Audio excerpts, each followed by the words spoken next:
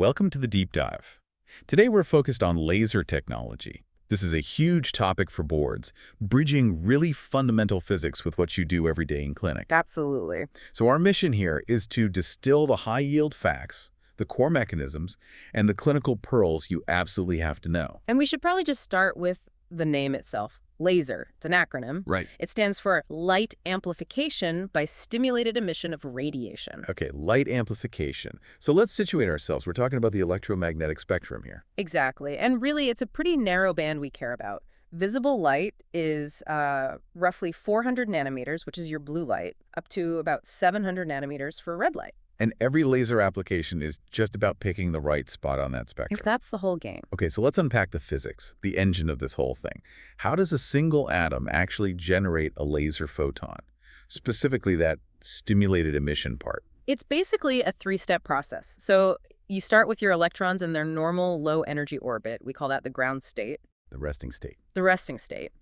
Then, step one, you pump energy in from an external source. And that does what? It kicks the electron up into a higher, unstable orbit. That's the excited state. Now, normally that electron would just fall back down on its own. Spontaneously. Yeah. And it would release a photon of light.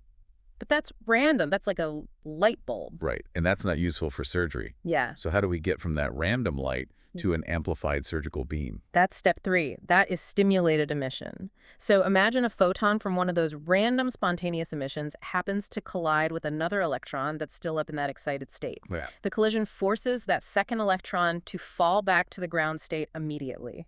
And in doing so, it releases a second photon. And the key is? The key is that the two photons are now identical. Same frequency and perfectly in phase. So now you have two photons where you started with one. That's amplification. And to make sure that keeps happening, to get that chain reaction, what's the one condition the laser medium has to be in? You have to achieve what's called population inversion. That's a huge board review term. It's non-negotiable. It just means the majority of the molecules in your lasing medium are in that high-energy excited state, not the ground state. So you have more targets ready to be stimulated? Way more. If you don't have inversion, the process just dies out. No laser. Okay, so that's the theory. What about the actual hardware? What are the three essential components of any laser system? Think of it as power, medium, and mirrors. You need an external power source, a flash lamp, a diode, something to pump the energy in. Right. Second, the lasing medium itself, that's what determines the wavelength. It could be a solid crystal, like an Nd.Yg, or a ruby. Or a gas, like CO2. Or a gas, like CO2, or even a liquid dye. And third, you need reflective mirrors at each end of that medium. To bounce the light back and forth. Exactly. They create what's called a resonant cavity, amplifying the light with every pass. And how does the beam actually get out? One of those mirrors isn't fully reflective, it's partially reflective. So once the light gets intense enough, a portion of it escapes through that mirror as the final output beam. That makes perfect sense. So let's pivot from the hardware to the light itself. What are the three properties that make laser light so powerful and so different from, say, a flashlight? These are the three C's, and they explain everything. First, it's collimated. Meaning the rays are parallel. They're almost perfectly parallel. They don't spread out much, so the energy stays concentrated over a distance. Okay, what's second? It's monochromatic. It has only one single wavelength, one color. Which is the whole basis for targeting specific things in the skin. 100%. And third, it's coherent. This means all the peaks and troughs of the light waves are perfectly lined up, in phase. They reinforce each other, which massively increases the power. Okay, let's build on that. Q switching.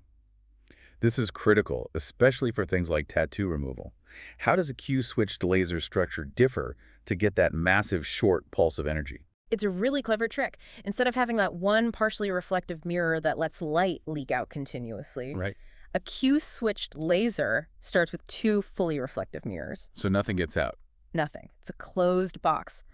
This lets the power source build up a gigantic population inversion, way more energy stored in the medium than in a standard laser. So you're just storing up all this potential energy? Exactly. Then the Q-switch, which is basically an ultra-fast shutter, suddenly opens. And it dumps the entire energy content of that laser cavity all at once. In a tiny fraction of a second. In nanoseconds. The analogy I've heard is perfect. A normal laser is like water draining from a bathtub. A Q-switch laser is like you suddenly remove the entire bottom of the tub. And that's a photoacoustic effect, right? Not just thermal. That's the key clinical insight. Yeah. The pulse is so short and intense that it doesn't just heat the target, like a tattoo pigment. It creates a tiny shock wave. Ah, a mechanical force. A photoacoustic shock wave that physically shatters the pigment particle into tiny pieces the body can then clear away. Fascinating. So, from the beam to the tissue. Once light hits the skin, what are the 4 things that can happen to it? 4 possibilities. It can be reflected, scattered, transmitted right through, or absorbed. And for us clinically, which one matters? Only absorbed light does anything. All the biological effects, good or bad, come from absorption. And that absorption is specific to a target molecule, which we call. A chromophore. And in plastic surgery, we're really only dealing with 3 main biological chromophores, right? For the most part, yes. It's water, hemoglobin, specifically oxyhemoglobin and melanin. Your entire treatment plan is about matching your laser wavelength to one of those 3. Let's talk about what happens when that energy gets absorbed. What are the main thermal effects we're trying to achieve? You can think of it as a temperature ladder. At around 60 degrees Celsius, you get coagulation. So, stopping bleeding. Yep, denaturing proteins. Heat it up to 100 degrees Celsius, and you get vaporization. The water in the tissue boils, and you ablate the tissue away. That's skin resurfacing. And the third, the most important one, for selectivity.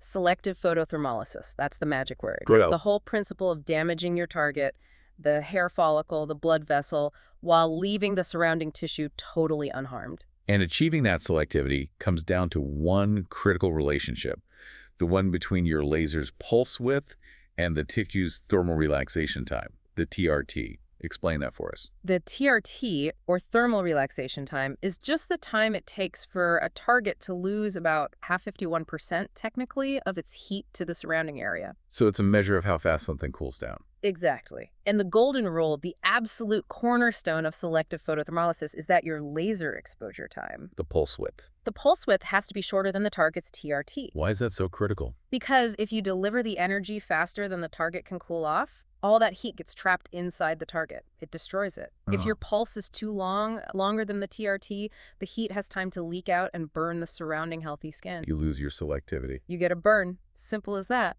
And to help with that, to protect the surrounding tissue, especially the epidermis, we use cooling. What are the main strategies? Cooling is all about protecting that superficial tissue so you can use higher energy to hit a deeper target.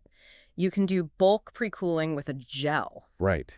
Dynamic pre-cooling with a cryogen spray just before the pulse, parallel cooling with a chilled tip during the pulse, or post-cooling right after. Okay, that brings us to the control panel. When you're setting up the laser, what are the 4 main variables you're adjusting? You've got 4 levers to pull. First is wavelength, which is determined by the laser medium you choose. Matched to the chromophore. Always. Second is power, measured in watts. Third is spot size, in square centimeters. And remember the high yield fact here. A larger spot size scatters less and penetrates deeper. That's a huge clinical point. Huge. And fourth is the duration of action, or the pulse width. And those combine to give us the 2 numbers we really care about for dosing. Correct. You have power density, which is watts per square centimeter.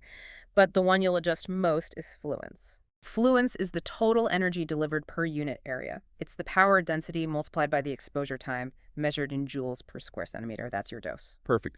Now for the rapid fire round, the guaranteed board exam pairings. Let's start with vascular lesions. Target is oxyhemoglobin. What are the go-to lasers? Okay, you're targeting that yellow-green absorption peak. So pulsed dye laser, the PDL, at 585 nanometers. The classic. The classic. Then there's the KTP at 532, and for deeper, larger vessels, you can use the ND.YAG at 1064 nanometers. Got it. Next, skin resurfacing. Target is water. 2 main players, CO2 at 10,600 nanometers, and the erbium.YAG, or ERYAG, at 2940. And the clinical trade-off is? It's all about collateral heat. CO2 leaves a lot of residual heat, which gives you better skin tightening, but means way more downtime and risk. Versus the erbium. The erbium is almost purely ablative. Yeah. Very little heat. So faster healing, less risk, but also less tightening. It's a compromise. And now we have fractionated lasers for that. Exactly. Fractional just means you're creating tiny columns of injury, leaving healthy skin in between to speed up healing. It dramatically reduces downtime for both CO2 and erbium. Okay, finally, tattoo removal. We need Q-switched lasers here. How do we match the color to the laser? All right. For your common black, blue, and green inks, you want longer wavelengths. So Q-switched ruby at 694 nanometers or the alexandrite at 755. And for black ink especially. The go-to for deep black ink is the Q-switched ND.YAG at 1064 nanometers. But if you frequency double that same laser, You get 532. you get 532 nanometers, which is perfect for the red, orange, and brown pigments. Let's wrap up with the most important part. Safety. This Mhm. is huge on the boards. What classification are medical lasers? They're all class 4. That is the highest, most severe hazard category. Dangerous for eyes and skin. And the number one risk we're trying to prevent is what? Severe, irreversible damage to the retina. And what's really scary is that the invisible wavelengths, like from a CO2 or ND.YAG laser, don't trigger a blink reflex. So the damage can happen before you even know it. Instantly and silently. So given their class 4 hazards, what are the mandatory, non-negotiable safety protocols in a laser suite? First, everyone in the room wears appropriate eye protection. No exceptions. And that eyewear has to be rated for the specific wavelength they're using. Absolutely. The optical density, or OD rating, has to match the laser. Second, all reflective surfaces are covered. That means watches, jewelry, instruments. What else? The laser key has to be stored away from the machine. If you're treating near the eyes, you need internal corneal shields to protect the patient. And a couple of specifics for CO2 lasers. 2 big ones. If you're near the airway, you must use a special laser-safe endotracheal tube to prevent an airway fire. And because CO2 creates a big plume, Suction. you need a high-efficiency plume evacuator. There's evidence you can aerosolize live virus particles, so that's a must-have to protect the staff. That was an amazing run-through. We hit stimulated emission, population inversion, the photoacoustic power of Q-switching, the golden rule of TRT, and the absolute essentials of class 4 safety. It all connects. The physics directly informs the clinical technique, which I guess leads to a final thought for you to take away. Let's hear it. We said that selective photothermolysis is all about managing heat. We also said a larger spot size penetrates deeper because there's less scatter. So if you increase your spot size to hit a deeper target, you're also increasing the total volume of tissue that's absorbing that energy. So the question is, how does changing that volume affect your calculation of the TRT? And therefore, what does it mean for the pulse width you need to maintain perfect selectivity? That's where the physics meets the art.